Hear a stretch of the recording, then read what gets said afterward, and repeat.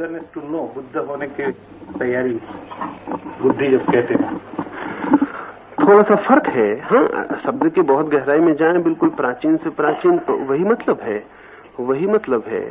लेकिन बुद्ध होने में और बुद्धिमान होने में बड़ा फर्क है। बुद्ध से हम मतलब लेते हैं प्रबुद्ध होने का, एनलाइटेंड होने का, जागे हुए होने का। बुद्धि से मतलब लेते हैं सोच विचार का। और मजा है कि इन दोनों बातों में बड़ा विरोध है। जितना जागा हुआ आदमी होगा उतना कम सोच विचार करता है, जितना कम जागा हुआ आदमी होगा उतना ज्यादा सोच विचार करता है। असल में सोच विचार सब्स्टिट्यूट है जागे होने का। एक अंधा आदमी, उसको इस कमरे के बाहर जाना है तो वो सोचता है दरवाजा कहाँ है, रास्ता कहाँ है, पूछता है। उठने के पहले 25 दफे सोचता है कहीं टकरा न जाऊं। एक आंख वाला है, वो उठता है और निकल जाता है, वो सोचते नहीं कि दरवाजा कहाँ है, वो पूछते नहीं कि दरवाजा कहाँ है। वो जो अंधा आदमी है उसके लिए पूछना, सोचना, खोजना सब पड़ता है, क्योंकि वो आंख न होने की वजह से सारे काम करने पड़ते हैं। आंख वाले आदमी से तो आप पूछिएगा कि दरवाजा कहाँ है, तब वो बताएगा। निकलते वक्त उसको पता ही नहीं वो दरवाजे से निकल गया, वो निकल ही गया है। और उसने न सोचा कि दरवाजा है, न फिक्र की, न किसी से पूछा, बस निकल गया है। निकल जाना इतना सहज हुआ है कि उसमें कहीं सोच विचार नहीं आया। बुद्ध को जिस अर्थ में हम वहां शब्द का प्रयोग करते हैं, वहां विचार नहीं है। वो वहां उसका मतलब ऐसा व्यक्ति जो देख रहा है और निकल गया है देखने से। जहां हम बुद्धि का उपयोग करते हैं वहां बड़ी और बात है। वहां हम ये कह रहे हैं जहां हमें दिखाई नहीं पड़ रहा, लेकिन हम सोच सोच के, टटोल टटोल के निकलने की कोशिश कर रहे हैं। जो देखने वाला कर सका है बिना सोचे विचारे, वो हम सोच विचार के करने की कोशिश कर रहे हैं। तो ऐसा हो सकता है। बुद्ध तो जाग के बुद्ध होते हैं, उनके पीछे जो अनुयायी होता है वो सोच विचार के होता है। वो सब सोच विचार की तैयारी करता है, उसी ढंग का खाना खाता है, उसी ढंग के कपड़े पहनता है, वैसे ही चलता है, बैठता है, उठता है। वो पूछता है बुद्ध से कि कैसे उठते हो आप, कैसे बैठते हो, कैसे सोते हो, वो सब वैसे ही करता है। वो सब कर लेता है, फिर भी पाता है कि वो बात नहीं घटी, वो घट भी नहीं सकती, क्योंकि वो जो प्रबुद्ध होना है वो बुद्धि का जोड़ नहीं है। असल में प्रबुद्ध होना एक अर्थ में बुद्धि का पूरी तरह असफल होकर टूट जाना है। यानी वो उस क्षण में घटित होगा जहां बुद्धि ने असमर्थता पा ली अपनी, और सब खोजबीन करके उस जगह आ गई जहां थक गई, और जहां उसने कहा कि आगे हमारी कोई गति नहीं है और सब व्यर्थ हो गया, आप कुछ खोजने को बचा नहीं, खोज सकते नहीं, सब टूट गया। बुद्धि की जो परिपूर्ण असफलता है वही प्रबुद्ध होने की पहली संभावना है। जहां सब सोच विचार थक गया और उसने कहा नहीं कुछ होता है, जहां फिलोसफी हार गई और टूट गई और गिर गई, वहां रिलीजन शुरू और वहां प्रारंभ होता है। इसलिए कोई शब्द से तो आप जो कहते हैं ठीक ही कहते हैं, बुद्ध और बुद्धि में एक ही शब्द प्रयोग हुए हैं, लेकिन बड़े अलग भाव से प्रयुक्त हुए हैं। बुद्ध को बुद्धिमान आदमी नहीं कह सकते, बुद्ध को प्रबुद्ध ही कह सकते हैं। ऐसा आदमी जो जाग गया, अब बुद्धि का जैसे सवाल ही नहीं रह गया है। तो वो जो मैं कह रहा था कि जब हम कहते हैं इंटेलेक्चुअल कम्युनिकेशन, तब और बड़ा मुश्किल हो जाता है मामला। मेरे ख्याल से बौद्धिक संवाद जैसी चीज तो असंभव है। सर्टेन मैटर्स की बात हो रही है, असंभव ही है। इसलिए असंभव है कि बुद्धि का जो काम है वो संवाद नहीं है, बुद्धि का जो काम है वो विवाद है। यानी बुद्धि का जो मौलिक काम है वो विवाद का है, संवाद का नहीं है। और इसलिए जहां हम संवाद में होते हैं वहां अक्सर हम हृदय की बातें करने लगते हैं, बुद्धि की बात तत्काल छोड़ देते हैं, और उसका और कोई कारण नहीं। जैसे हम किसी को प्रेम करते हैं तो हम ये नहीं कहते कि मैं बौद्धिक रूप से प्रेम करता हूं, इसका कोई मतलब ही नहीं होता बौद्धिक रूप से। तो मैं कहता हूं इसमें बुद्धि का कुछ लेना देना नहीं, मैं तो हृदय से प्रेम करता हूं। हृदय जैसी कोई चीज होती नहीं कहीं शरीर में, पर हम ये कह रहे हैं कि यहाँ बुद्धि का कुछ लेना देना नहीं है। एक बहुत अच्छी घटना घटी है। मजनू को उसके गांव के राजा ने बुला लिया है और उससे कहा तू बिल्कुल पागल हो गया लैला के लिए, इतनी साधारण लड़की के लिए इतना दीवाना क्यों, कुछ तो सोच, कुछ तो समझ। तो मजनू ने कहा अगर सोच ही समझ सकता तो जो आप कहते हैं वही मैं भी कहता। वही तो तकलीफ हो गई कि सोच समझ नहीं पा रहा हूं। तो उसके राजा ने कहा कि मैं और अच्छी लड़कियां बुला देता हूं, मैंने कुछ मेरे महल में लड़कियां तो उनको देख, एक से एक सुंदर लड़कियां। उसने कहा कि मैं सबको देखूंगा लेकिन लैला मुझे दिखाई ना पड़ेगी, क्योंकि जो उन लड़कियों को देखेगा उससे मैंने लैला को नहीं देखा, और जिससे मैंने लैला को देखा उससे मैं किसी लड़की को अब देख नहीं सकता, उपाय ही नहीं है कोई। उस राजा ने कहा तो बिल्कुल मूड है। उसने कहा कि ऐसा ही समझे, अगर मूड ना होता तो जो आप कहते हैं वही मैं भी कहता। कोई फर्क नहीं है, आप जो कहते हैं बिल्कुल ठीक कहते हैं। जहां तक बुद्धि की बात है, आप ठीक ही कहते हैं, मैं ही गलत हूं। लेकिन बुद्धि से मैंने प्रेम किया नहीं, और मैं पूछता हूं कि बुद्धि से कब प्रेम किया गया है। शायद वो जवाब तो नहीं दे सका राजा, अब भी हम नहीं दे सकते जवाब कि बुद्धि से कब प्रेम किया गया है। असल में अगर हम ठीक से देखें तो हमारी बुद्धि का भी सारा विकास जीवन के संघर्ष से पैदा हुआ है। एक इंस्ट्रूमेंट की तरह हमने जीवन के संघर्ष में उसका उपयोग किया है, जीवन की लड़ाई में उपयोग किया। वो जो सर्वाइवल की जो लड़ाई चल रही उसमें बुद्धि ने हमें काम दिया। शायद इसलिए आदमी बच गया और जानवर हार गए। जहां लड़ाई का संबंध वहां तो बुद्धि बड़ी उपयोगी है, और जहां प्रेम का संबंध वहां एकदम बेकार है।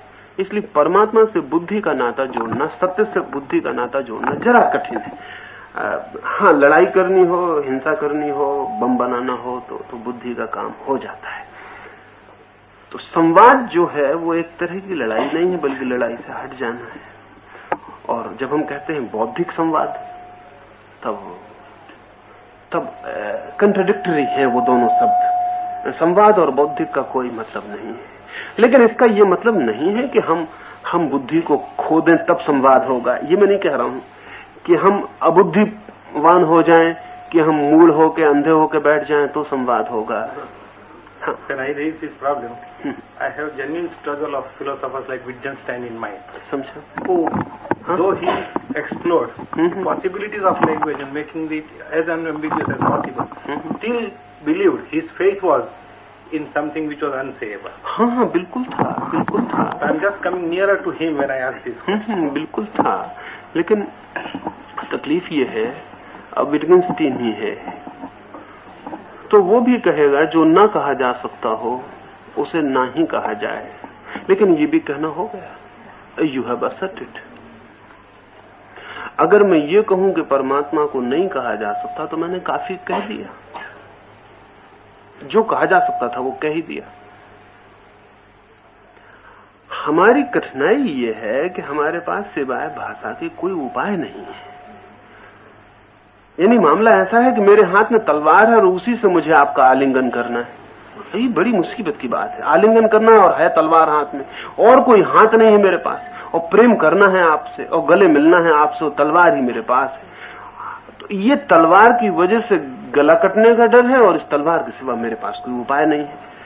आदमी की सारी तकलीफ यह है कि उसके पास कहने को शब्द है, बताने को तर्क है, उपयोग करने के लिए बुद्धि है, और ये तीनों के तीनों बिल्कुल बेमानी है। किसी अर्थों में कुछ है जहां ये सब बेमानी है। अब विटगेंस्टीन की सारी जिंदगी की तकलीफ ये है, और उसकी तकलीफ नहीं समझी जा सकी ठीक से, नहीं समझी जा सकी इसलिए कि वो तो ऐसे ही मालूम, क्योंकि ये तो एक आधी दो वाक्य में कहा उसने।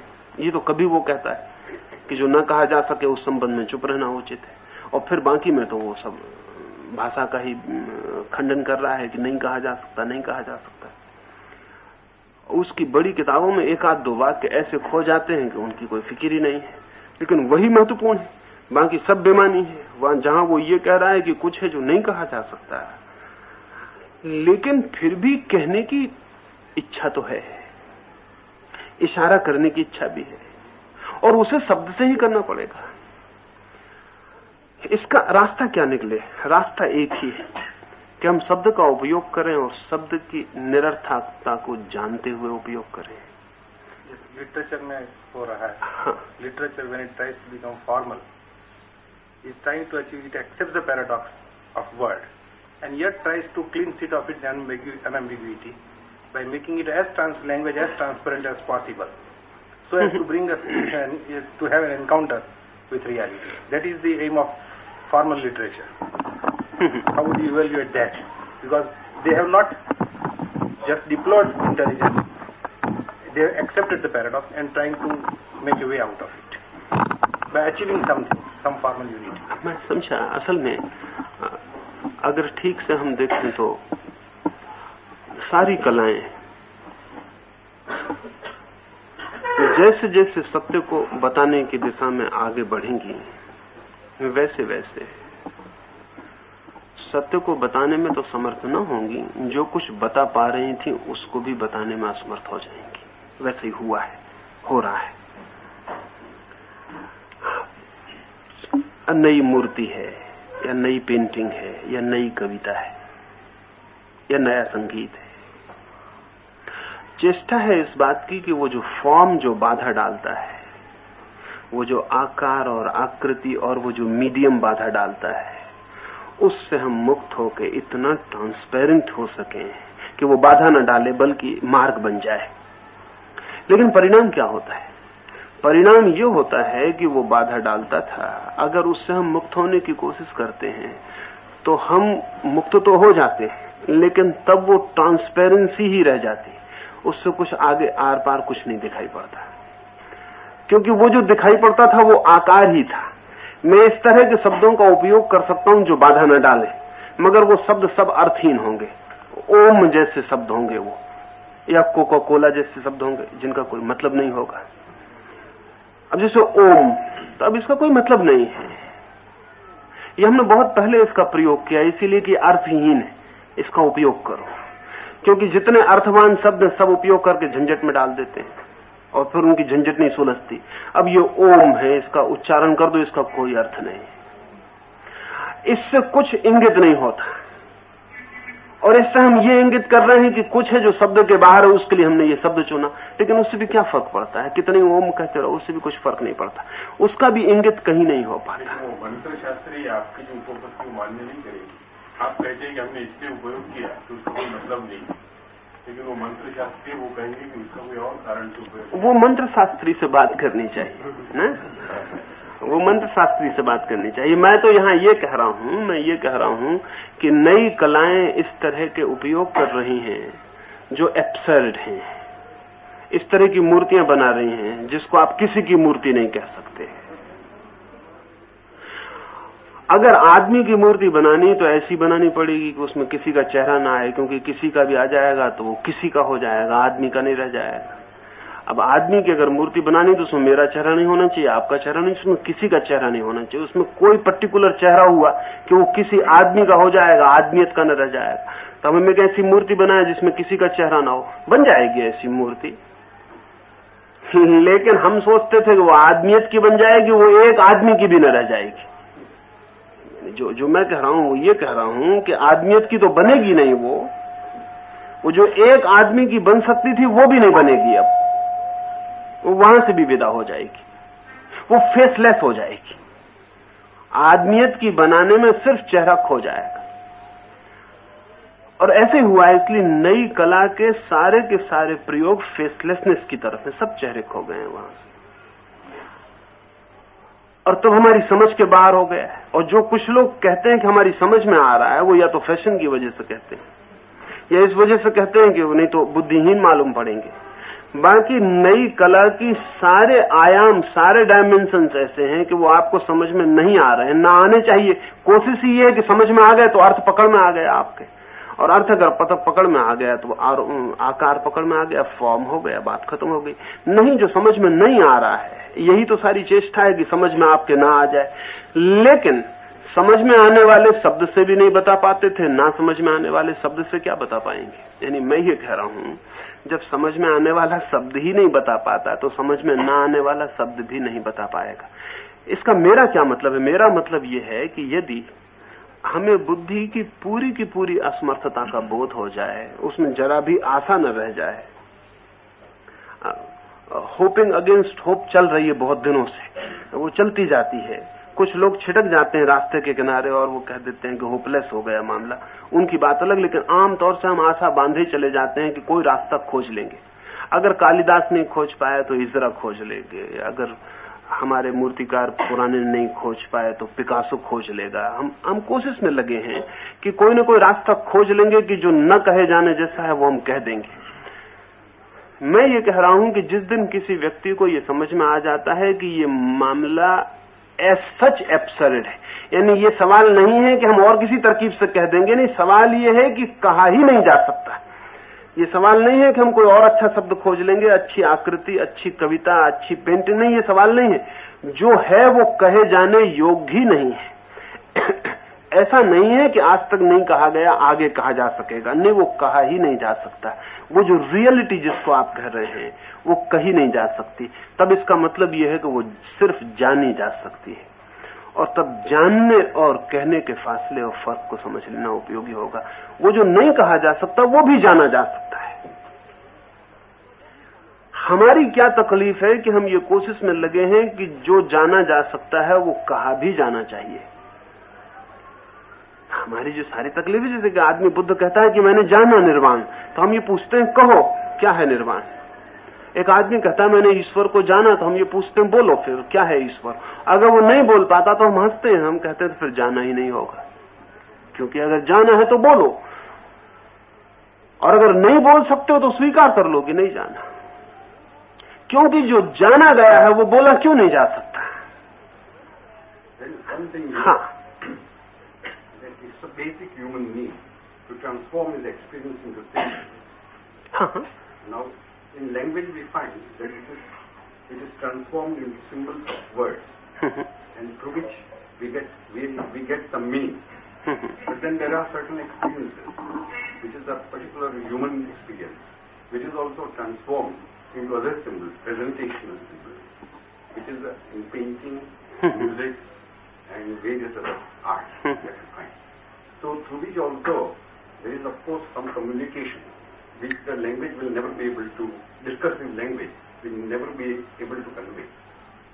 So you mean to say that all these symbols through which communication is made, they all will be totally incapable of conveying the reality. हाँ, मैं समझा आपकी बात। आप बड़ी अच्छी बात उठाए। मैं ये कह रहा हूँ, ये बात जरूर सच है, एक मानवीय जरूरत है, एक बुनियादी जरूरत है कि जो हमने जाना है वो हम कहना चाहते हैं, क्योंकि जो हमने जाना है हम उसमें दूसरों को साझीदार बनाना चाहते हैं, भागीदार बनाना चाहते हैं। अगर मैं घर के पीछे गया और मैंने वहां एक फूल खिला देखा है जिससे मैं नाचने लगा और आनंदित हो गया, तो मैं लौट के घर के मित्रों से कह देना चाहता हूं कि पीछे एक फूल खिला है और बहुत आनंदित है। यानी आनंद का एक हिस्सा बांटना भी है, आनंद का ही, दुख का एक हिस्सा न बांटना भी है। अगर मैं दुखी हूं तो मैं दरवाजा बंद करके कमरे के एक कोने में बैठ जाना चाहता हूं और चाहता हूं कोई ना आए। दुख सुकोड़ देता है। और अगर मैं आनंदित हुआ हूं तो मैं बांट देना चाहता हूं, फैल जाना चाहता हूं और 10 लोगों को खबर कर देना चाहता हूं। बिल्कुल स्वाभाविक है कि जो आदमी जाने वो उसे कहने जाए, वो उसकी एक बेसिक जरूरत है। लेकिन हमारी सब जरूरतें जरूरी नहीं है कि पूरी हों। हमारी बुनियादी जरूरतें भी पूरी हों ये भी जरूरी नहीं है। हम जानते हैं और हम कहना भी चाहते हैं, और कहने की कोशिश में हम सिंबल्स भी खोजते हैं, क्योंकि बिना उसके तो कोई उपाय नहीं कहने का। हम सिंबल्स खोजते हैं। सिंबल्स या प्रतीक जो है वो हमारी चेष्टा है उसको बताने की जो हमने जाना, लेकिन हमारी चेष्टा सफल नहीं हो पाती। कला असफल है, काव्य असफल है, मूर्ति असफल है, सब असफल है। और जितना बड़ा मूर्तिकार होगा उतनी असफलता अनुभव करेगा, और जितना बड़ा कवि होगा उतनी असफलता अनुभव करेगा, और जितना बड़ा संत होगा उतनी असफलता अनुभव करेगा। छोटा होगा तो इतनी असफलता अनुभव नहीं करेगा। अगर उधार अनुभव को दोहराना है तो बराबर शब्द कह सकते हैं, लेकिन आपका ही कोई अनुभव हुआ है तो आप पहली दफे पाएंगे कि कोई शब्द ही नहीं है, क्योंकि वो अनुभव आपका है और आप पहली दफे हुए हैं जमीन पर। और कोई शब्द नहीं है क्योंकि आप जैसा अनुभव किसी को कभी नहीं हुआ है। हाँ, अगर कोई उदाहरण अनुभव हुआ है कि अगर स्त्री के चेहरे में आपको भी चांद दिखा है तो कालिदास से लेकर सब उसको कहते रहे हैं चांद दिखने को। आप भी एक कविता बना सकते हैं जिसमें स्त्री के चेहरे में चांद दिख जाए, लेकिन वो अनुभव बहुत उधार और बासा और सेकंड हैंड है, हजार हाथ से गुजरा हुआ अनुभव है। आप कह पाते हैं और दूसरा भी समझ पाता है, क्योंकि वो सबका अनुभव है। लेकिन जितना अनुभव निजी होता जाएगा और जितना गहरा होगा उतना निजी होगा। और परमात्मा का अनुभव चूंकि आत्यंतिक चरम अनुभव है, उससे गहरा कोई अनुभव नहीं है। वो नितांत निजी है, यानी वो पहली दफे ही आपको ही हो रहा है, आपके जैसा। वैसा पहले कभी किसी को नहीं हुआ। उस गहराई में आप कोई शब्द नहीं पाते और कोई सिंबल नहीं पाते। बनाने की कोशिश करते हैं। जब आप बनाने की कोशिश करते हैं तभी उपद्रव शुरू होता है, क्योंकि आप कहते हैं समझा कुछ जाता है, आप बताते कुछ हैं सुना कुछ जाता है, और तब एक उपद्रव शुरू हो जाता है जो हजारों साल तक चलता है। जैसे कृष्ण की गीता है, अभी टीका चल रही है उस पर। उसका मतलब यह है कि जो उन्होंने कहा था वो अभी तक नहीं समझा गया। नहीं तो टीका की अब कोई जरूरत नहीं है। 1000 टीकाएं लिखी जा चुकी हैं और अभी टीकाएं लिखे चले जा रहे हैं लोग। यानी मामला यह कि वो आदमी जो बेचारा बोला था, वो बोला अभी तक उपद्रव में पड़ा है कि वो क्या बोला था। उस पर टीका चल रही है कि वो ये बोला था, वो ये बोला था। गांधी कहते हैं ये बोला, तिलक कहते हैं ये बोला, शंकर ये कहते हैं, विनोबा ये कहते हैं। वो हजारों लोग बता रहे हैं कि वो क्या बोला था। और मजा यह है कि जब वही बोला और हम नहीं समझ पाए तो विनोबा या गांधी या तिलक के कहने से हम क्या करें। अब इन पर टीकाएं चलेंगी कि तिलक बोले उसका क्या मतलब है, और इसका कोई अंत नहीं है। ये बिल्कुल इन्फिनिट रिग्रेस, इसका कोई अंत नहीं कि इसका हम कहां अंत करें। फिर भी शब्द से ज्यादा गहराई में दूसरे सिंबल पहुंचते हैं। जैसे हो सकता है कि मैं शब्द में आपसे एक बात न कह पाऊं, लेकिन उठूं और आपको गले से लगा लूं और कोई बात कह दूं, क्योंकि शरीर जो है, स्पर्श जो है, वो शब्द से बहुत पुराना है। शब्द बहुत बात की चीज है। और मेरे शब्द, मैं जो कह रहा हूं, मेरे शब्द और आपके शब्द अलग हो सकते हैं, लेकिन मेरे शरीर का स्पर्श और आपके शरीर का स्पर्श अलग नहीं हो सकता। यह हो सकता है कि जो मैं शब्द में न कह सकूं, उठाऊं एक तंबूरा और नाचने लगूं, और ये कहना चाहूं कि मैं बहुत खुश हूं और न कह पाऊं, क्योंकि आप पूछें खुशी यानी क्या, खुशी कैसी है आपको, तो मैं नाचूं और शायद मेरे नाचने से आपको खुशी की एक झलक मिल जाए। लेकिन फिर भी ये सिंबल्स ही हैं। फिर भी वो नहीं कह पाता हूं जो मैं कहना चाह रहा हूं। नाच के जब मैं थक जाऊंगा और आपकी तरफ देखूंगा, आपकी ताली सुनूंगा, तो मैं समझूंगा कि हाँ, आप कुछ समझे, मेरे व्यायाम का थोड़ा सा फल हुआ। लेकिन जो मैं कहना चाहता था वो नहीं पहुंचा। मैं शायद उदास चला जाऊंगा, वो नहीं पहुंचा जा सका वो जो कहना था। नाच से भी, कला से भी, चित्र से भी कुछ कहने की कोशिश की गई है, सब तरफ कोशिश की गई। मैं ये कह रहा हूं कि सिंबल से कहने की कोशिश तो की गई है, लेकिन सिंबल असफल हो गए हैं। ये हमें अब तक पूरा बोध नहीं हो पाया, और सब सिंबल असफल हो गए। और मैं ये नहीं कह रहा हूं कि सिर्फ असफल ये सिंबल हो गए हैं, मैं ये कहता हूं सिंबल एज सच असफल होने को बाध्य है। उसका कारण यह है कि सिंबल रियलिटी तो नहीं है, कुछ और है। यानी मैंने एक सूरज को उगते देखा सुबह, और एक आनंद से मैं भर गया। फिर मैंने एक चित्र बनाया, कुछ रेखाएं खींची, एक सूरज बनाया, एक पेंटिंग बना के आपको लाकर दिखाई, और आपसे कहा कि बड़ा ही आनंद आया। आपने देखा, आपने कहा हाँ ठीक है, और रख दी। क्योंकि आखिर रेखाएं रेखाएं हैं, सूरज नहीं है, और रंग रंग है, सूरज के रंग नहीं है। और मैंने कितनी ही कोशिश की, तब भी एक छोटे से कागज पर मैं जो खींच लाया हूं, वो 1000 मील दूर की ध्वनि है, वो बात नहीं है जो वहां थी। कितना ही सफल हो जाए सिंबल, वो रियलिटी तो नहीं बनता, वो सूरज नहीं बन जाएगा। यानी सिंबल इसलिए असफल होने को बाध्य है कि मेरी पेंटिंग कभी भी सूरज नहीं बन पाएगी, वो सूरज नहीं बन सकती है। हाँ, लेकिन एक खतरा है सिंबल के साथ, और वो खतरा भी काफी काम किया। वो खतरा ये है कि हो सकता है आप कभी घर के बाहर ही ना निकले, क्योंकि आप समझें कि पेंटिंग घर में लटकी तो सूरज घर में लटका।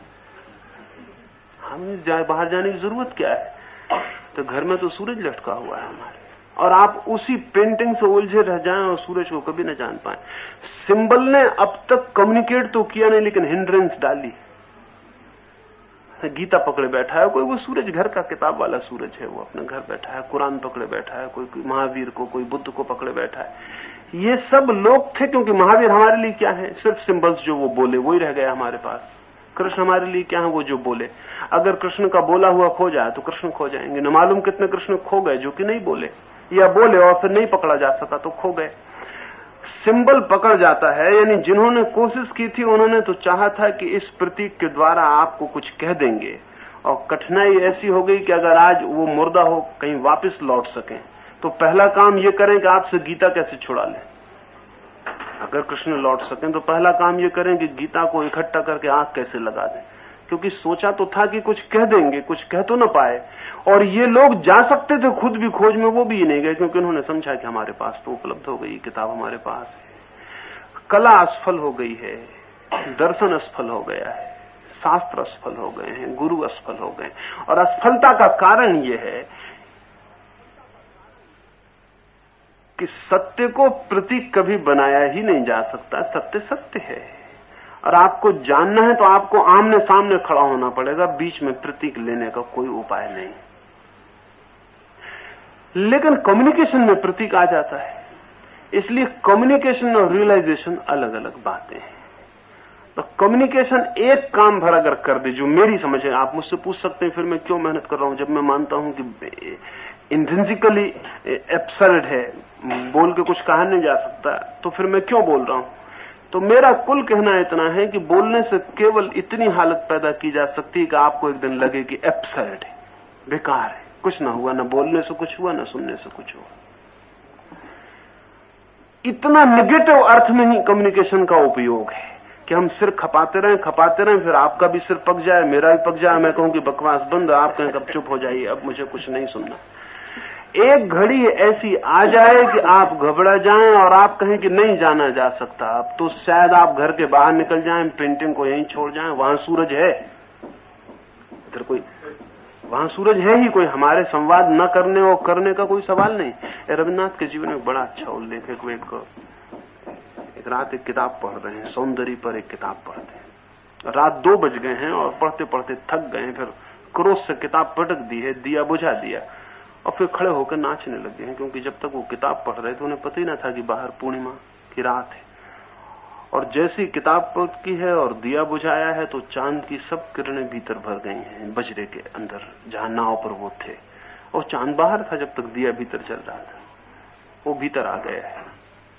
तो वो नाचने लगे हैं और उन्होंने कहा कि मैं भी कैसा पागल था, आधी रात गंवा दी, किताब पढ़ता रहा जानने को कि सौंदर्य क्या है, और सौंदर्य बाहर खड़ा ही था और वो पूरे वक्त दरवाजे पे ठोकर दे रहा था कि तुम दिया बुझाओ, तुम किताब बंद करो तो मैं आ जाऊं।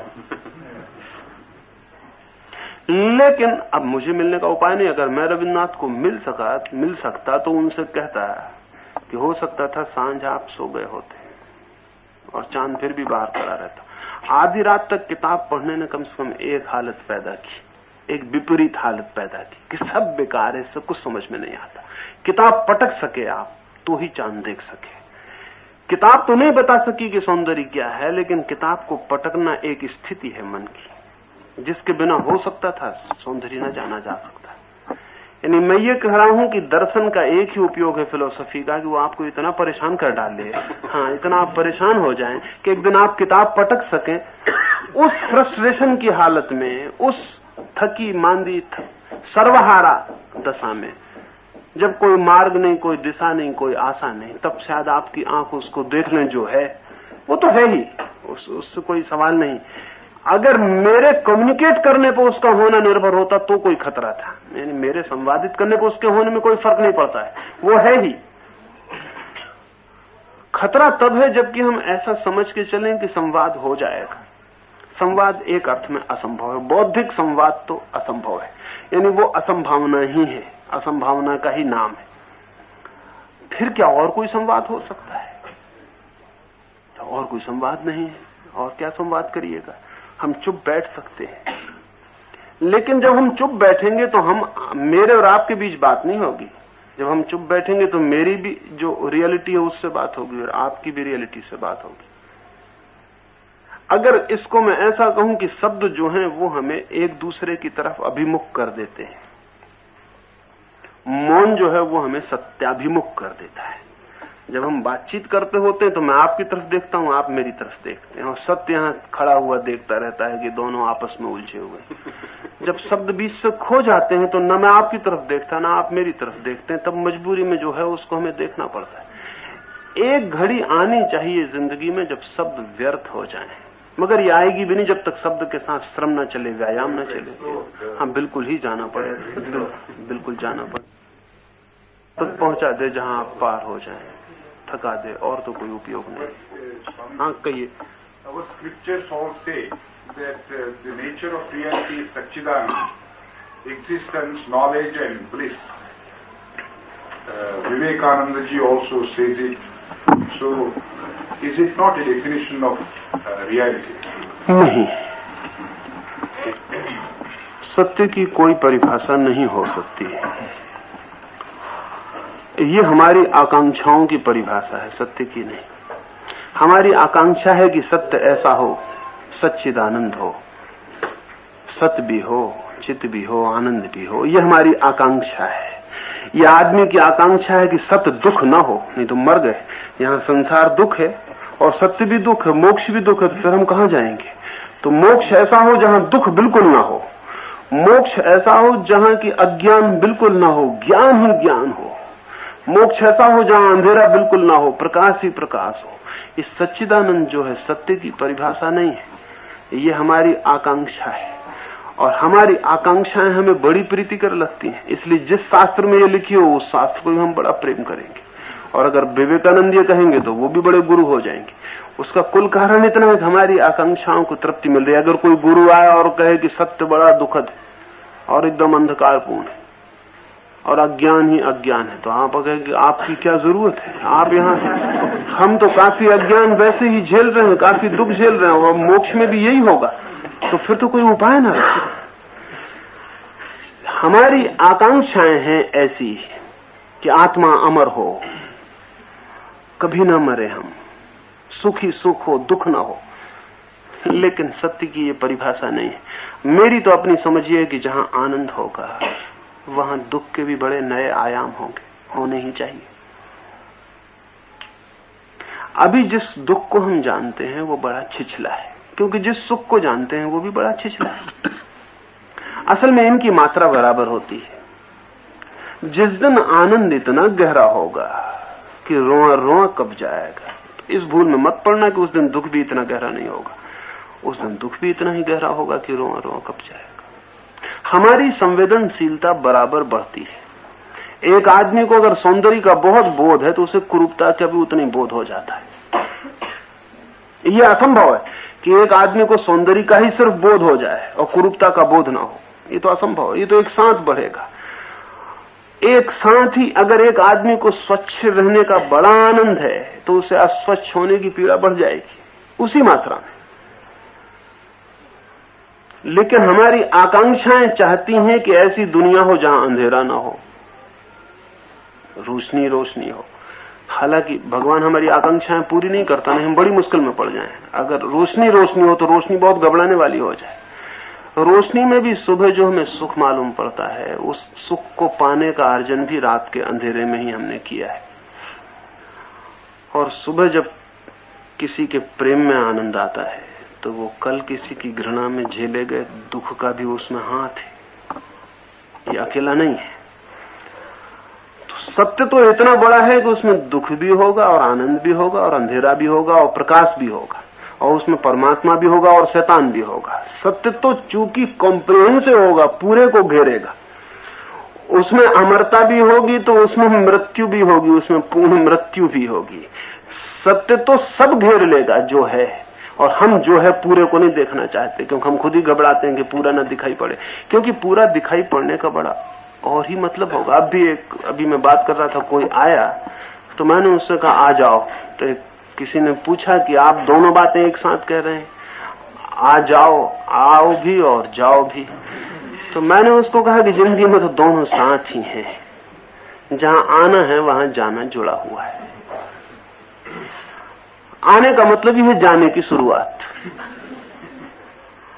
और जवान होने का मतलब है बूढ़ा होना, और जन्म लेने का मतलब है मरने की तैयारी। पूरे सत्य को अगर हम देखने जाएंगे तो उसमें सब है अपनी पूर्णता में। लेकिन हमारी ना तो इतनी हिम्मत है कि हम उतनी पूर्णता को देख सकें। हम तो काट के चॉइस करेंगे। तो वो जो परिभाषाएं हैं वो सब हमारे चुनाव है, हमारी आकांक्षाएं। अब ऋषि कहता है कि हमें अंधकार से प्रकाश की ओर ले चल। अब इसमें ऋषि भगवान के खिलाफ बड़ी शिकायत कर रहा है। वो ये कह रहा है कि अंधकार क्यों, प्रकाश ही चाहिए। इसमें वो ये कह रहा है कि तुमने बड़ी भूल की, जो अंधकार भी है, यहां सिर्फ प्रकाश चाहिए, मुझे तो प्रकाश की तरफ ले चल। सत्य तो अंधकार भी है और प्रकाश भी, वो जीवन भी है और मृत्यु भी। जब हम ऐसा देखेंगे, ये दोनों जो हमें विरोधी लगते हैं, जब हमें एक ही चीज के छोर दिखाई पड़ेंगे, तभी हम जान पाएंगे कि क्या है।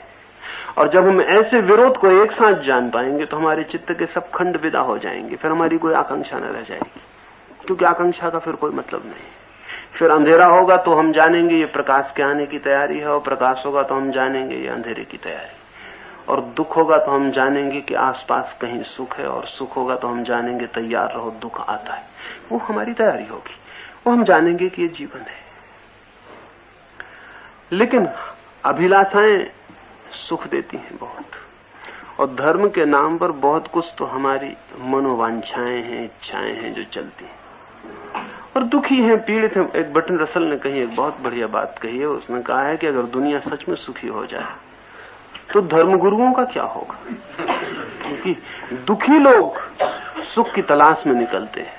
अगर सच में दुनिया सुखी हो जाए तो कौन सुखी? कभी आपने भी ख्याल किया कि जब आप किसी क्षण में आनंद में होते हैं तो न तो क्यों उठता कि दुनिया क्यों है, मैं क्यों पैदा हुआ, ये भगवान ने क्यों बनाया, सब नरक है कि स्वर्ग है कि नहीं, कुछ क्यों नहीं उठता। जब आप आनंद में होते हैं तो सब स्वीकार होता है, जो है वो है। उसके होने में जरा भी कहीं कोई जरा सा प्रश्न भी नहीं लगता। लेकिन जब आप दुख में होते हैं तब सब प्रश्न उठने शुरू हो जाते हैं, और जब प्रश्न उठने शुरू हो जाते हैं तो उत्तर चाहिए। तो जो उत्तर हमारे मन के अनुकूल होते हैं उनके हम धर्म बना लेते हैं। सच्चे उत्तर का धर्म नहीं बन पाता, मनोनुकूल उत्तर का धर्म बन जाता है। और सच्चा उत्तर जरूरी नहीं कि मनोनुकूल हो, कोई आवश्यक नहीं है कि आपके मन के अनुकूल सत्य चलता हो।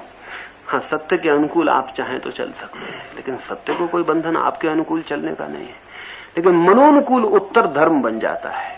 तो जो उत्तर हमारे मन को भा जाता है और लगता है कि हाँ ठीक है, हमारी तृप्ति कर दी, हमारा प्रश्न इससे हल होता है, तो मैं नहीं कहता इन बातों में कुछ रस है। और विवेकानंद की बात आपको अच्छी लगती है वो इसलिए नहीं कि सच है, वो इसलिए कि आपके मन के अनुकूल है। अनुकूल है तो अच्छी लगती है, अनुकूल नहीं तो अच्छी नहीं। हाँ, the human being usually tends to accept what is pleasing, what promotes happiness, and avoid what is harmful to him. As we find in myth that it operates on two principles, even magic also. It operates on two principles. What promotes good to him, that will be accepted, and he rejects what is harmful to him. Likewise, even in the psychological sense, we find that pleasure pain principle, that is the pleasure and avoid pain.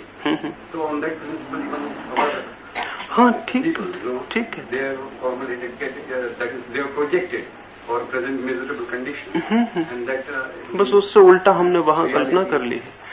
लेकिन हमारी कल्पनाओं से कुछ हल नहीं होता, और हम कितने ही चाहें कि हम सुख सुख को ही वर्ण कर लें और दुख को इंकार कर दें, हम ये समझ ही नहीं पा रहे हैं कि सुख को वर्ण करने में ही दुख वर्ण हुआ जा रहा है।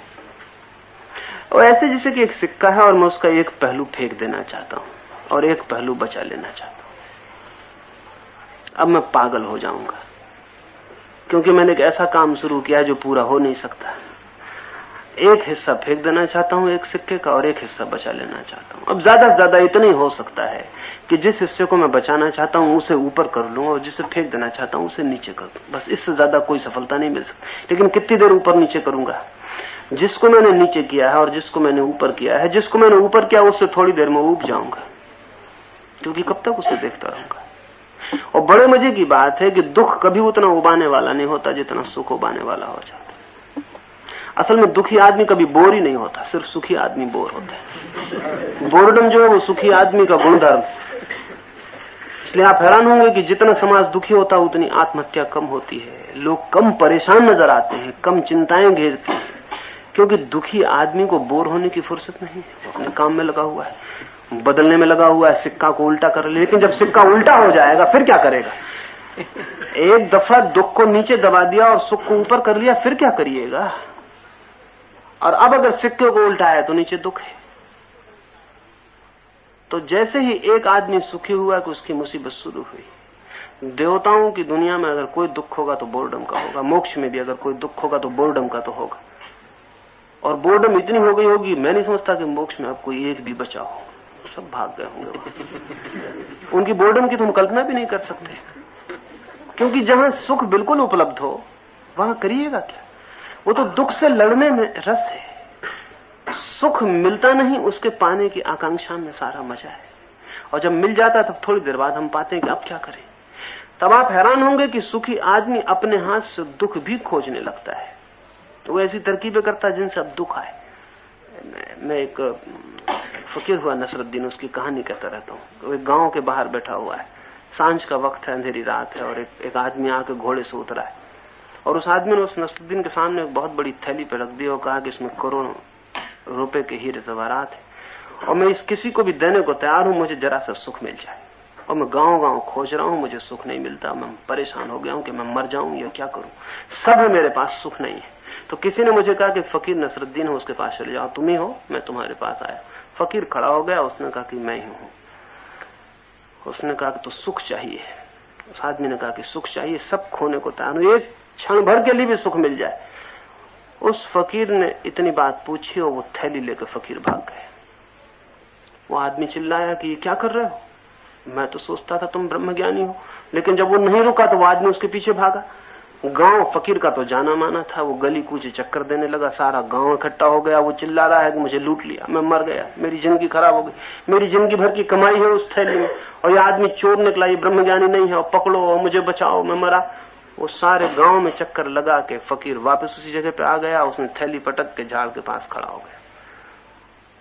वो अमीर आदमी आया, उसने थैली छाती से लगाया, उसने कहे भगवान धन्यवाद। उस फकीर ने कहा कुछ सुख मिला। ये भी एक रास्ता है सुख पाने का, उस फकीर ने कहा, और तुम्हारे लिए यही रास्ता बचा है, तुम्हारे लिए दूसरा रास्ता नहीं, क्योंकि तुम क्या करोगे।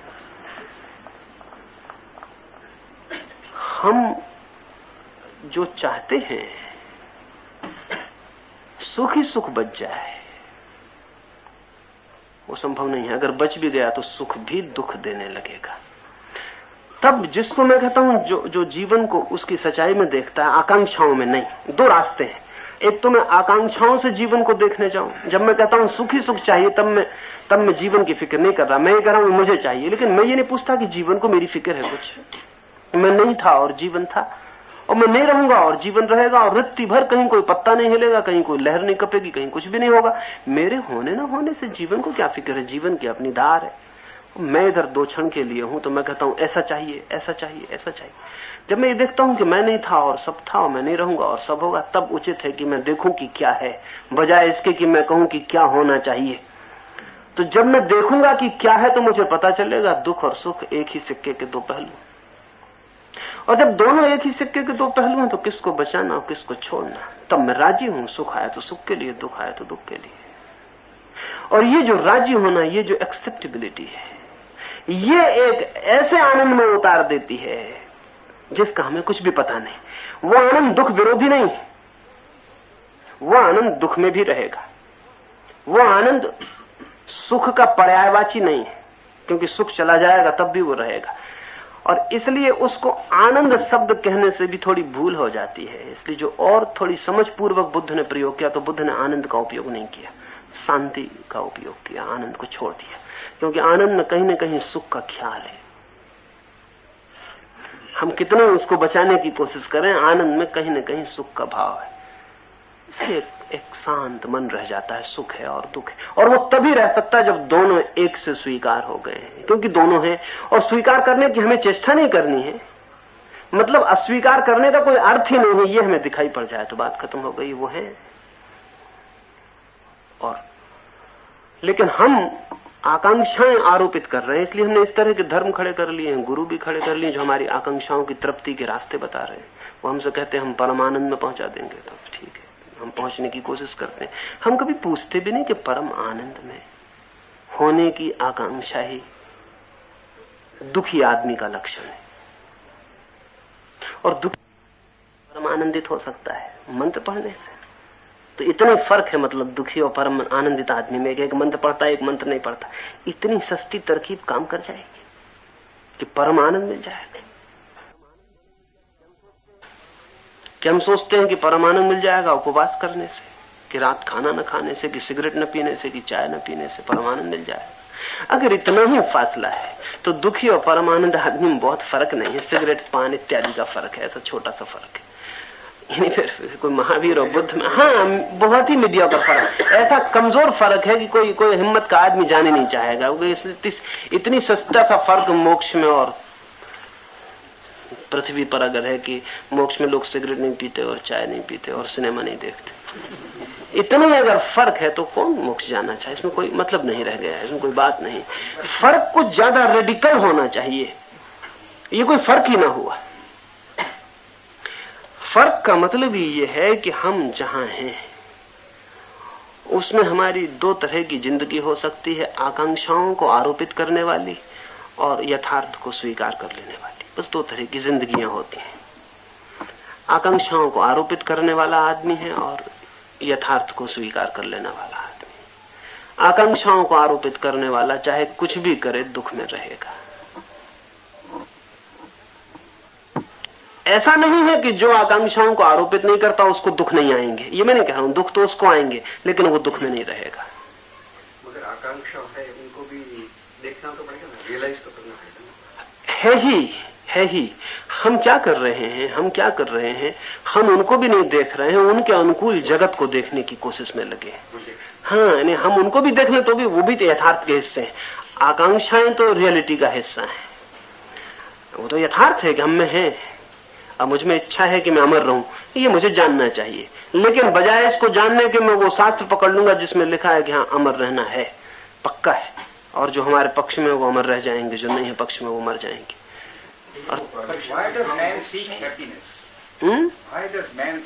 क्योंकि आदमी दुखी है, हाँ, जो मैं कह रहा हूँ वो ये कह रहा हूँ कि आदमी दुखी है और इसलिए सुख खोजना चाहता है, और चूंकि सुख खोजता ही रहेगा और कभी ये न देखेगा कि सुख और दुख एक ही सिक्के के दो पहलू हैं, इसलिए कितना ही सुख खोजे दुखी रहेगा और सुख खोजता रहेगा। ये जो कह रहा हूँ वो ये कह रहा हूँ, एब्सर्डिटी उसको दिखाई नहीं पड़ रही कि सुख की खोज में ही एक बुनियादी भूल हो रही। वो भूल ये हो रही, वो दुख को अस्वीकार करके सुख को खोज रहा है, जबकि सुख दुख का ही हिस्सा है। यानी मैं जन्म खोज रहा हूँ और मरना नहीं चाहता, जवानी खोज रहा हूँ और बूढ़ा नहीं होना चाहता। ये तो बड़ी मुश्किल बात है। जवान होना चाह रहा हूँ तो बूढ़ा होना उसका हिस्सा ही होगा, वो उतरती हुई जवानी का नाम है। पूर आ गया तो उतरेगा भी, और सुबह हो गई तो सांझ भी होगी। अब सुबह तो मैं खोज रहा हूँ और सांझ से बचना चाहता हूँ, और जब मैंने सुबह खोजी तभी मैंने सांझ का इंतजाम कर दिया, अब सांझ होगी। अब अगर मैं सिर्फ सुबह को ही खोजूं तो फिर शाम को दुख होगा, और रात भर फिर सुबह की खोज करूंगा, फिर सुबह आएगी और फिर सांझ की तैयारी शुरू होगी, मैं फिर दुखी होऊंगा। अब मजा यह है कि न तो आपकी खोज से सुबह आ रही और न सांझ हो रही, सुबह अपने आप आ रही, सांझ अपने आप आ रही। आपकी जो परेशानी है वो ये है कि एक से आप आरोप लगा रहे हैं बस यही रह जाए, और एक को आप कह रहे हैं ये न हो, और उनको दोनों से आपसे मतलब नहीं कि आप हो या नहीं हो, वो होते रहेंगे। जिंदगी में सुख और दुख घूम रहे हैं, सब घूम रहा है। आप उसमें जब चुनाव करने लगते हैं कि हम ये चुन के रहेंगे, तभी आपने तकलीफ शुरू कर दी, वो दुख का रास्ता हो गया। जब दुखी होंगे तब और जोर से सुख खोजेंगे, और जितने जोर से सुख खोजेंगे उतने जोर से दुखी होंगे। तब एक विषय सर्किल है जिससे बचाव मुश्किल हो जाएगा। इसको देखना पड़ेगा। और हमारी क्या तकलीफ है कि अगर हम पूछते भी हैं कि हम दुखी क्यों हैं, तो हम कुछ कारण खोज लेना चाहते हैं दुख के, कि हमने कोई बुरा काम किया होगा इसलिए दुखी हैं, कि हमने कुछ पाप किया होगा इसलिए दुखी हैं, कि दूसरा आदमी सुखी उसने कुछ पुण्य किया होगा, फला किया होगा। सुखी और दुखी होना न तो पुण्य और पाप से संबंधित है, सुखी और दुखी होना हमारी आकांक्षाओं के आरोपण से संबंधित है।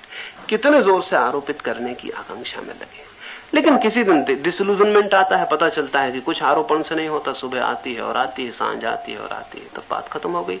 तब भी सुबह आएगी, कुछ ऐसा नहीं कि नहीं आएगी, तब भी सांझ आएगी, लेकिन दंश चला जाएगा, तकलीफ चली जाएगी, पीड़ा चली जाएगी। और तब जिसने सुबह ठीक से जी ली है, कोई कारण नहीं कि सांझ को ठीक से क्यों न जी ले। नहीं, मामला ये है कि ठीक से जिसने सुबह को पूरी तरह जी लिया है, वो तो खुद ही दोपहर होते होते कहेगा कि अब सांझ हो जाए।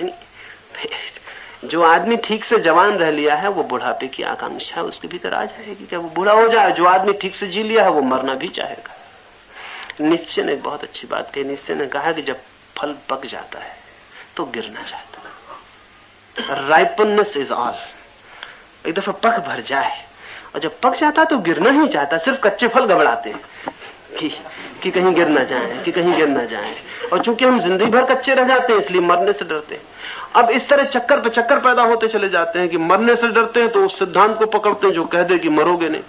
मैं नहीं कह रहा हूं कि मर जाएंगे आप, मैं नहीं कह रहा हूं, ना मैं ये कह रहा हूं कि नहीं मरोगे, मैं ये नहीं कह रहा हूं। मैं सिर्फ इतनी कह रहा हूं कि हम अपनी आकांक्षाएं आरोपित न करके जो है उसे जानने की फिक्र कर लें तो बात पूरी हो जाती, नहीं तो नहीं पूरी होगी। लेकिन ये एक्सेप्टेंस वाली बात जो है, कहिए, एक्सेप्टेंस वो सोशल लेवल पे स्टेटस को वाली बात हो जाएगी। इसमें चेंज की फिर इंडिविजुअल लेवल पे तो ठीक है, एक्सेप्टेंस की बात आपने बताई सुख दुख की कॉन्टेक्स्ट में, लेकिन सामाजिक जीवन में जो है उसको अगर हम एक्सेप्ट करें तो फिर वो स्टेटस को वाली बात हो जाती है। इसमें हम परिवर्तन की, क्रांति की परिभाषा सोशल लेवल पे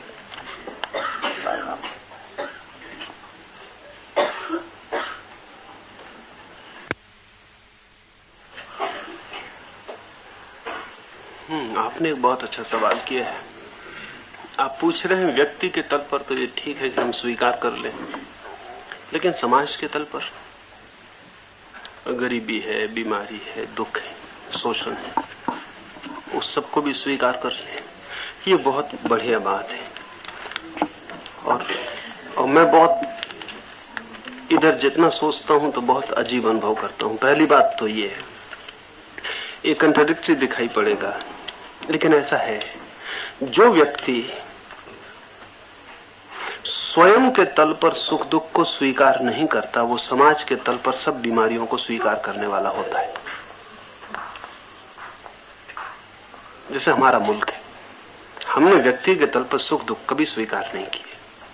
हम मोक्ष की खोज निरंतर कर रहे हैं, जहां सुख दुख से छुटकारा हो जाए, आवागमन से छुटकारा हो जाए, लेकिन समाज के तल पर हमने सब स्वीकार कर लिया। अगर ये बात दिखाई पड़े तो इससे उल्टा भी सत्य है कि जो व्यक्ति स्वयं के तल पर सब स्वीकार कर लेगा, वो समाज के तल पर कुछ भी स्वीकार नहीं करेगा। मैं जो स्वयं के तल पर सब स्वीकार कर लेगा वही क्रांतिकारी हो सकता है, क्योंकि क्रांतिकारी होने में भी दुख झेलने की जो संभावना है निरंतर है ही, क्योंकि क्रांति का सुख तो किसी और को मिलेगा, क्रांति का सुख क्रांतिकारी को तो मिलता नहीं। तो क्रांति सिर्फ वही कर सकता है जो दुख को स्वीकार कर सकता है। तो जब एक व्यक्ति सब तरह के दुख सुख को जैसा है वैसा स्वीकार कर लेता है, तो चेष्टा नहीं करनी पड़ती उसे कि वो समाज के तल पर अस्वीकार करे ना। उस व्यक्ति का सहज वर्तन ये हो जाता है कि समाज के तल पर वो स्वीकार नहीं कर सकता। यानी मैं ये नहीं कह रहा हूं कि वो स्वीकार नहीं करेगा या नहीं करना चाहिए ना, ऐसा वर्तन होता है। जो व्यक्ति स्वयं के तल पर टोटल एक्सेप्टेबिलिटी में जीता है, वो समाज के तल पर टोटल रिजेक्शन में जीता है। और जो व्यक्ति समाज के तल पर स्वीकार में जीता है, वो अपने तल पर रिजेक्शन में जीता है। जो अपने तल पर कहता है कि मैं ये दुख मुश्किल ये नहीं सहूंगा, ये नहीं करूंगा, ये नहीं करूंगा, वो समाज के तल पर सब स्वीकार कर लेता। उसके कारण है कि जो व्यक्ति के लिए सब कुछ करने की चिंता में रत रहता है, उसके लिए समाज का बोध ही पैदा नहीं होता। यानी समाज की जो धारणा है, कॉन्शियसनेस है, वो उसको पैदा होती जो व्यक्ति के तल पर निपट गया। मैंने अब इधर कुछ करने का मामला बचा नहीं, इधर बात खत्म हो गई, इधर मैंने मान लिया कि जो है, तब मैं क्या करूंगा, आखिर मैं कुछ तो करूंगा। व्यक्ति के तल पर तो करने से मुक्त हो गया। तो वो जो सृजन की, निर्माण की, विध्वंस की ऊर्जा जो भी है मेरे पास, वो जाएगी कहां? वो अब कहीं सक्रिय हो जाएगी। व्यक्ति के केंद्र पर जहां ऊर्जा का काम समाप्त हो गया, वहां वो समाज के चारों तरफ फैल के काम में लग जाती। ऐसा नहीं है कि वो लगाता है, नहीं, ये मैं नहीं कह रहा हूं। हाँ, इट हैपेंस कि बस वो लग जाती है। और अगर सारी ऊर्जा इसी में लगी हुई है कि मेरा अगला जन्म कैसे सुधरे, और मैं स्वर्ग कैसे जाऊं, मैं पुण्य कैसे करूं, और पाप से कैसे बचूं, और ये खाऊं कि न खाऊं, ये पीऊं कि न पीऊं, अगर सारी चेतना यहां उलझी तो समाज की तो धारणा ही पैदा नहीं होती। हमें पता नहीं चलता है कि हमारे अलावा भी कोई। इसलिए जो कौम, जो व्यक्ति, जो समाज ऐसा व्यक्ति तली होगा, वो तो यहां तक कहेगा न तुम्हारी कोई पत्नी है, न तुम्हारी कोई माँ है, न तुम्हारा कोई पिता है, न कोई भाई है, न कोई बेटा है, ये सब भ्रम हो, तो तुम ही सिर्फ सत्य, बाकी सब भ्रम है, सब माया है। इससे तुम बचो और इसके चक्कर में मत पड़ जाना। न कोई मौत में साथ देंगे, न कोई पुण्य में साथ देंगे, न पाप में साथ देंगे। तुम अकेले हो, निपट, अपनी फिक्र करो।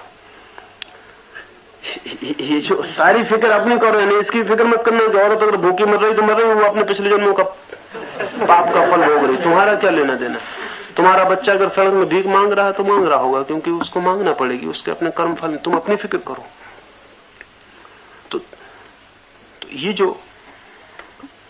ये जो व्यक्तिवादी दृष्टि थी, अगर कोई सब स्वीकार कर ले तो व्यक्ति रह नहीं जाता। बात अगर गौर करें तो वो जो ईगो है व्यक्ति की, वो पैदा होती है रेसिस्टेंस से।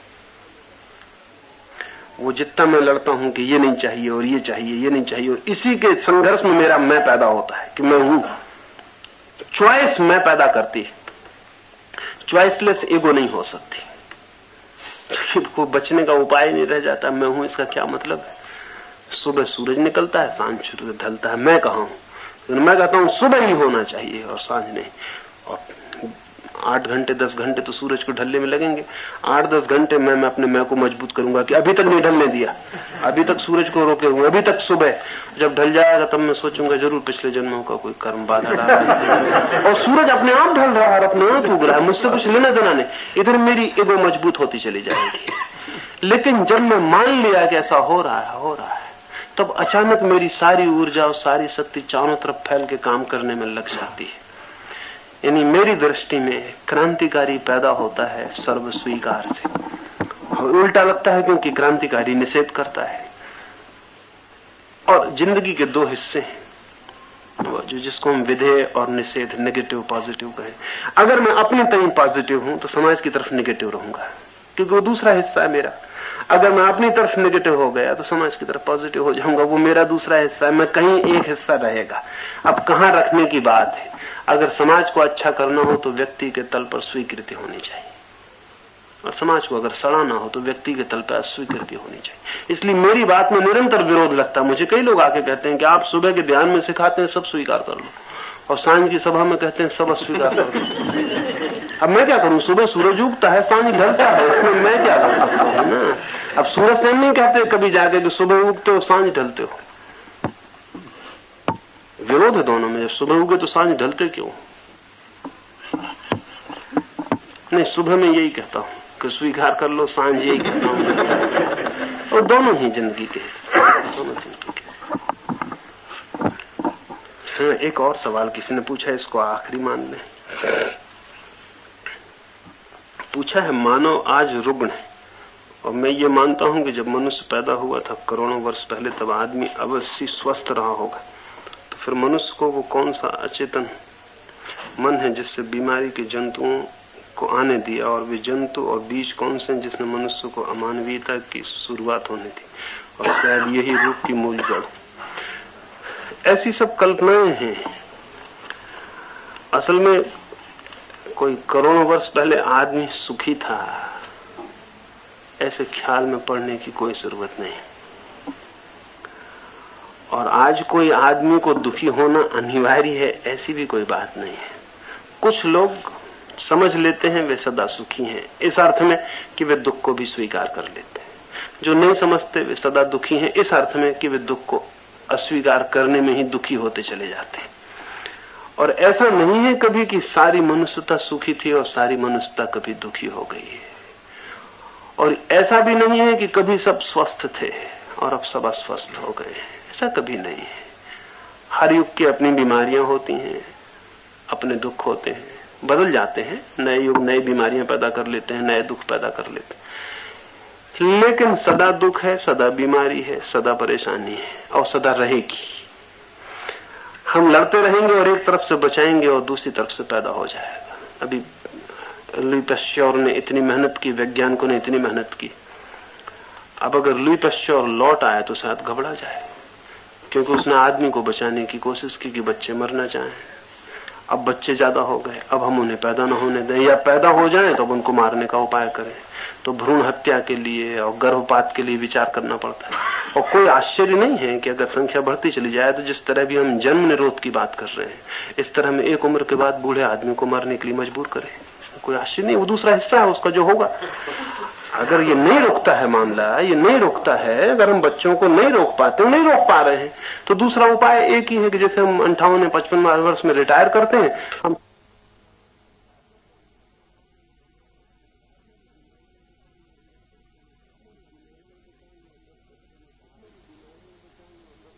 जितने की बीमारियां बचाई और 10 बच्चों में से 8 बच्चे मर जाते थे, उनको बचा लिया। अब जिसकी बात हो गई, अब कौन कहे कि वो ठीक हुआ? क्योंकि अब हमको 8 मारने पड़ेंगे या रोकने पड़ेंगे या कुछ करना पड़ेगा। इधर से हम इंतजाम करते हैं, इधर से कुछ बिखर जाता है। यानी मेरा मानना यह है कि पूर्ण इंतजाम कभी नहीं हो सकता, क्योंकि पूर्ण इंतजाम का कोई मतलब ही नहीं होता। वो हमेशा ही एक तरफ हम इंतजाम करते हैं, दूसरी तरफ ठीक उसके विपरीत चीज खड़ी हो जाती, क्योंकि जीवन जो है वो सदा विपरीत को पैदा कर लेता है। इसलिए संतुलन अगर तौल कभी हम खोज सकें तो बराबर उतनी ही रहेगी जितनी कभी थी, उसमें कोई फर्क नहीं पड़ता। ये हो सकता है कि एक आदमी के पास आज फिएट कार है और आज से 1000 साल पहले उसके बाप के पास सिर्फ एक बैलगाड़ी थी। बगल वाले के पास एक रथ था, अभी बगल वाले के पास एक इम्पाला है। दोनों का फासला उतना ही जितना बैलगाड़ी और रथ का था, जितना फिएट और इम्पाला का। वो जो अनुपात है वो उतना का उतना खड़ा। रथ वाले को देख के जितना बैलगाड़ी वाला दुखी होता था, उतना इम्पाला वाले को देख के फिएट वाला दुखी हो रहा है। इम्पाला आ गई, बैलगाड़ी हट गई है, रथ हट गया है, लेकिन वो जो मामला था वो अपनी जगह खड़ा। अनुपात वही है, और अनुपात में बड़ी भूल हो जाती। आपके पास 10 रुपए, मेरे पास 100 रुपए हैं, तो आप गरीब और मैं अमीर। कल आपके पास 100 हो जाते, मेरे पास 1000 हो जाते, फासला उतना ही होता चला जाता, उससे कोई फर्क नहीं पड़ता। मेरी अपनी समझ ये है कि जिंदगी जैसी सदा थी वैसी ही है, उसके रूप बदलते हैं, आकार बदलते हैं, सब मामला वैसे ही है। उस सारे मामले में इतना ही फर्क पड़ सकता है कि कोई व्यक्ति इसको स्वीकार करे या अस्वीकार करे। और इतना उस दिन भी वही था, आज भी वही है। उस दिन जो बैलगाड़ी वाला था, अगर उसने स्वीकार कर लिया होता कि अच्छा है तुम्हारे पास रथ है, हमारे पास बैलगाड़ी, और चल पड़ा होता अपनी बैलगाड़ी में, तो जितना सुखी जाता उतनी आज फिएट वाला इम्पाला वाले को देख के अच्छा तुम्हारे पास इम्पाला, हमारे पास फिएट, चल पड़ता है। उतना ही वही रस उपलब्ध हो जाएगा जो उसको हुआ होता, जो इसको उपलब्ध हो जाएगा।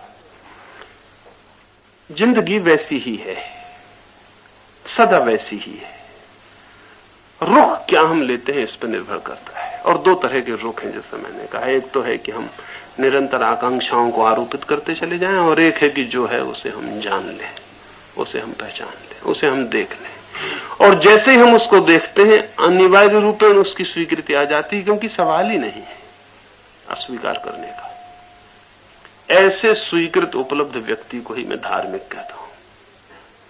और जब इतनी स्वीकृति होती है तो शांति अपने आप भर जाती है, और उस शांति में हम बहुत कुछ देख पाते हैं जो हमने अशांति में कभी भी नहीं देखा था। और पहली बात आपको दोहरा दूं इस अंत में कि उस शांति में जो हमें दिखाई पड़ता है वो कम्युनिकेबल नहीं है, उसको कहा नहीं जा सकता। उस शांति में हम कुछ जानते हैं जो कि शब्द में नहीं बंधता है। तो तड़प सकते हैं, परेशान हो सकते हैं, चिल्ला सकते हैं, मगर उससे कुछ होता नहीं। हाँ, इतना ही हो सकता है कि शायद हमारी तड़फ को, पीड़ा को समझाने की कोशिश को कोई पकड़ के सोचे कि जरूर इस आदमी ने कुछ देखा है। जैसे गूंगा आदमी आ जाए और हमारे घर में चिल्लाने लगे, जोर से हाथ पैर पटकने लगे, वो बताने लगे, तो हमें कुछ समझ में तो ना आए, लेकिन इतना समझ में आ जाए कि इस आदमी को कुछ हुआ है। और वो अगर हाथ पकड़ के बताने लगे कि बाहर या कहीं ले जाने लगे, तो शायद हम सोचें कि चलो देख लें, इस आदमी ने कुछ देखा है। कुछ कम्युनिकेट तो वो ना कर पाए, लेकिन इतना कम्युनिकेट कर दे कि कम्युनिकेट नहीं कर पा रहा हूं और कुछ है, बस इतना अगर हो जाए तो शायद हम भी चले जाएं। उतनी ही मेरी चेष्टा है, उससे ज्यादा मेरा भरोसा नहीं है। यानी मैं शब्द का विश्वासी नहीं हूं, संवाद का विश्वासी नहीं हूं, बुद्धि का विश्वासी नहीं हूं। कि मेरे साथ दिक्कत इसलिए होती है कि मैं दिन रात तो समझाता हूं कि विचार करो, बिना विचार के मत मानो, विश्वास मत करो, और फिर मैं कहता हूं कि मैं बुद्धिवादी नहीं हूं। और मैं ये सब इसीलिए कहता हूं कि इसको थका डालो, बुद्धि को खूब सोच लो, खूब तर्क कर लो, खूब लड़ लो, आर्गू कर लो, और ये थक जाए। एक दफा ये थक जाए और गिर जाए, तुम इसके बाहर हो जाओ। ये सांप की कैचुल की तरह पड़ी रह जाए और सांप बाहर निकल जाए, और ये निकलेगी ना अगर विश्वास कर लिया तो, क्योंकि ये थकेगी नहीं। ये निकलेगी ना अगर किसी को आस्था कर ली तो, क्योंकि इसको थकना जरूरी है इसके निकल जाने के पहले। एक तो वो विश्वास है जो हम बुद्धि का बिना उपयोग किए ही पकड़ लेते हैं, वो बिलो इंटेलेक्ट है। और एक वो श्रद्धा है जो बुद्धि के थकान पर उपलब्ध होती है, वो बियॉन्ड इंटेलेक्ट है। और दोनों बिल्कुल अलग बातें हैं, मगर दोनों एक सी मालूम पड़ सकती हैं। इसलिए कभी कभी महाज्ञानी महामूढ़ मालूम पड़ सकता है, इसमें कोई ऐसी कठिनाई नहीं। इसमें कोई ऐसी कठिनाई नहीं कि महाज्ञानी महामूढ़ मालूम पड़े।